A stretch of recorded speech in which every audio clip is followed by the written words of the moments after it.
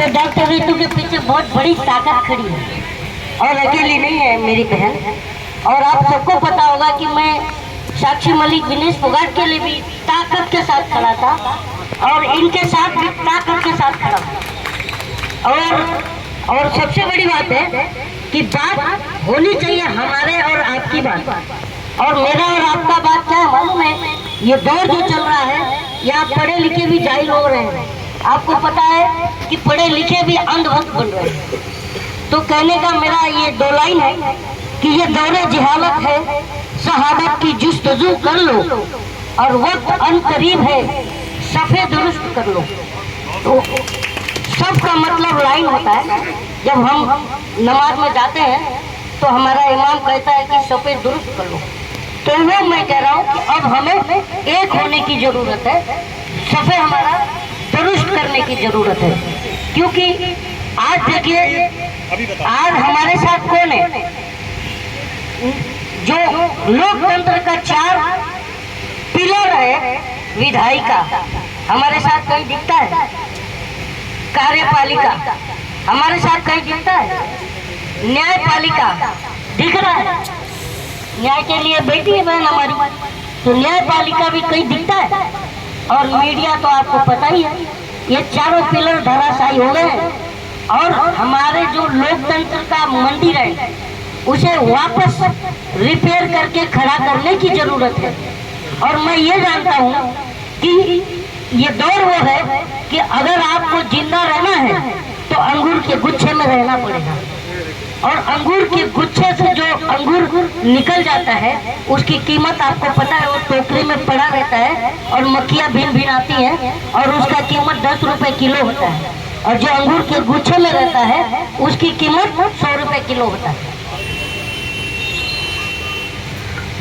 हमारे बीच माननीय राजेंद्र पाल गौतम जी, मिशन जय भीम के राष्ट्रीय अध्यक्ष, पूर्व केंद्रीय कैबिनेट मंत्री दिल्ली सरकार, मैं उनसे भी गुजारिश करूंगा कि वो आए उधर स्टेज पर अपना स्थान दे दें। और इसी क्रम में मैं भाई साहब को माइक सौंपता हूं, वो अपना वक्तव्य जारी रखें। तो मैंने अंगूर के गुच्छे की बात कही, तो कहने का मतलब है कि अगर हमें शान से जीना है तो किस में रहना होगा? अंगूर के गुच्छे में। और ये बहुत पहले बाबा साहब अम्बेडकर ने ये बात कही थी, महाराष्ट्रियन में, मराठी में कहा था उन्होंने, शिक्षित हुआ, संगठित हुआ, मग संघर्ष करा। मतलब be educate, be unite, then fight. तो आज हम देखिए संगठन बहुत है, छोटे छोटे संगठन, लेकिन एकता कम दिखती है। इसीलिए ये हमें बांट कर जो है राज कर रहा है। और मैं देखो, अंधभक्त सबसे ज्यादा हमारे ही समाज के लोग बने हुए हैं, आपको भी पता है। तो बहुत पहले मेरा वायरल है और मैं आप लोगों को फिर से सुनाता हूँ कि जो मोदी जी के चुनाव जीतने का फंडा है उसका मैं बहुत बड़ा फैन हूँ। आपको पता है कैसे जीतते हैं?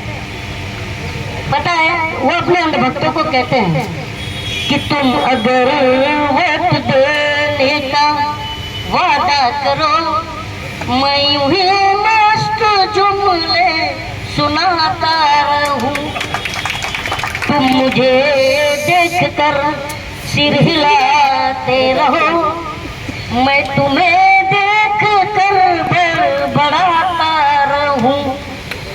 और आगे कहते हैं कि मैंने हाकी है गट पे हजारों, मगर एक उंगली भी तुमने उठाई नहीं, बेच डाला है मैंने सुनहरा वतन, एक शिकन तेरे माथे पर आई नहीं, तुम गधे की तरह बोझ ढोते रहो, मैं पिछले पे चाबुक चलाता रहूं।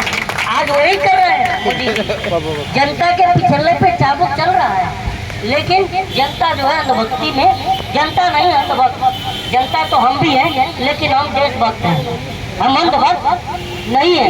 हम ये कहते हैं ठोक करके कि सुनो, गटर से गैस नहीं निकलता, हम ये ठोक के कहते हैं। और अंधभक्त कहते हैं पाइप डाल के चेक करके कहते हैं कि आज नहीं तो कल निकलेगा। लेकिन हम कहते हैं नहीं निकलेगा, क्योंकि गटर में से बदबू के सिवा गैस नहीं निकलेगा, बादल में रडार नहीं छुपेगा, हम ये कहते हैं, इसलिए क्योंकि हम देशभक्त हैं। तो अब जो है सच को सच और झूठ को झूठ कहने की जो है हमें आदत डालनी पड़ेगी। और बताइए आर्टिकल 19 हमें क्या कहता है, जो बाबा साहब अम्बेडकर ने इशारों में कहा था कि जाओ अपने घर की दीवारों पर लिख दो कि तुम इस देश के शासक हो। और आर्टिकल 19 में वही कहता है कि पकड़ लो प्रधानमंत्री का कॉलर और पूछो कि तुमने हमारे लिए क्या किया। समझ में आ रहा है? तो अब हम सवाल करेंगे। और देखो प्रधानमंत्री क्यों भाग रहे हैं, आज ये प्रधानमंत्री की देन है जो सविता राय के खिलाफ हम लोग बैठे हैं। इनको इन्हीं की सरकार ने अभी इनको कुछ सम्मानित भी किया हुआ है ना। और मैं जानता हूँ कि इंस्पेक्टर सुबोध सिंह जो बुलंदशहर में उनको लीच किया गया था, उनके अपराधी को यही लोग माला पहनाए थे। और बिल्किस बानो के 11 बलात्कारी दरिंदों को यही लोग छोड़े थे। तो ये सविता राय को सम्मानित नहीं करेंगे, क्योंकि जो जितना बड़ा अपराधी है उनकी नजर में उतना बड़ा संत है। क्योंकि देश के जो होम मिनिस्ट्री है, कानून का पालन उन्हीं के, कानून जो है गृह मंत्रालय के अंदर आता है। और वहाँ पर ही क्या बैठा है, एक गृह मंत्री हमारा कौन था, गुजरात से तड़ीपार था। तो जो कानून की धज्जियां उड़ाता है वही कानून का रखवाला है। तो ये बताओ कि बिल्ली अगर बिल्ली से दूध की रखवाली कराओगे तो करेगी क्या? आप बताओ, बिल्ली दूध की रखवाली करेगी? तो ये बताओ, जो कानून की धज्जियां उड़ाता है वो कानून का पालन करेगा? नहीं करेगा। आज बताइए जो है चुनाव आयोग पर भी मतलब अंकुश करने की बेड़ी डालने की कोशिशें हो रही है।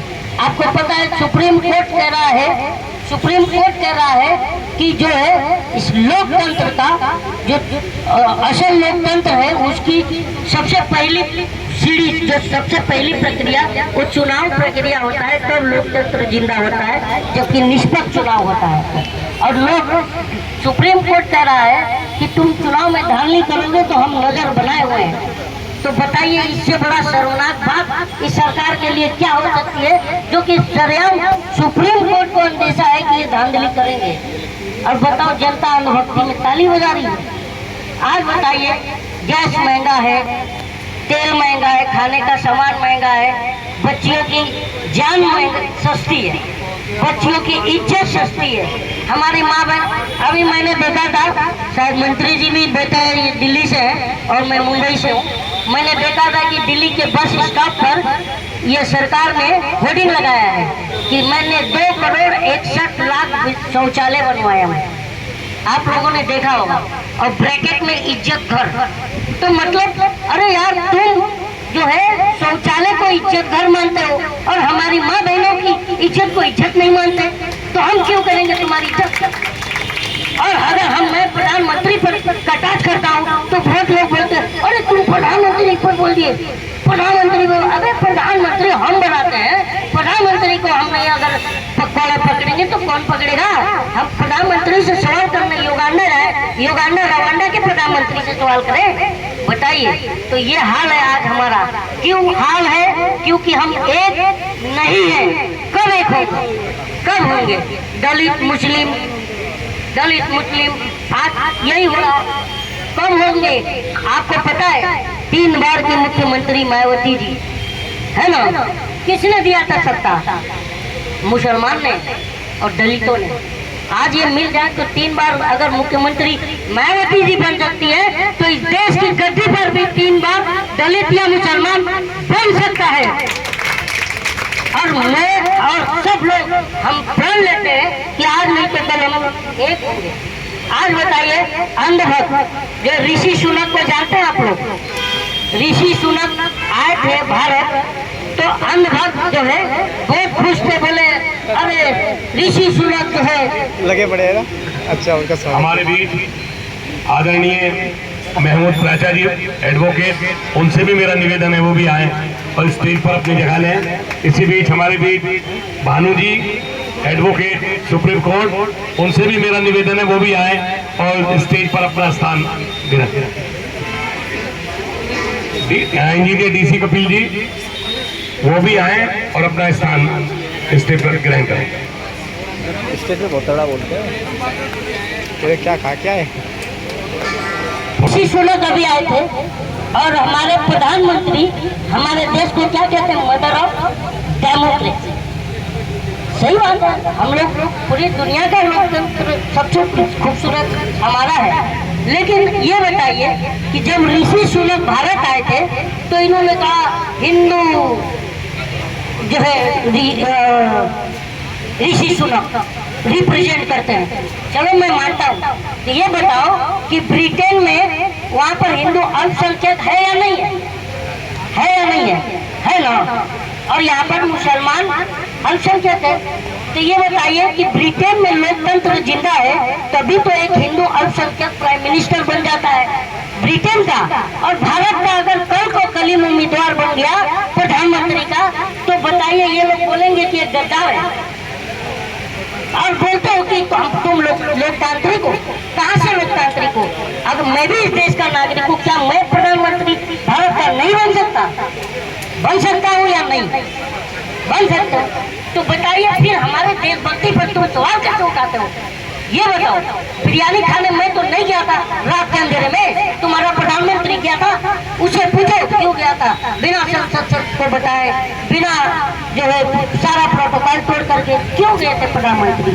तो कहने का मतलब है कि हम कल भी देशभक्त थे, आज भी देशभक्त है, आगे भी देशभक्त रहेंगे। और तुम्हारे देशभक्ति पर कल भी सवाल था, आज भी सवाल है और भविष्य में भी सवाल बना रहेगा। जय हिंद, जय भारत।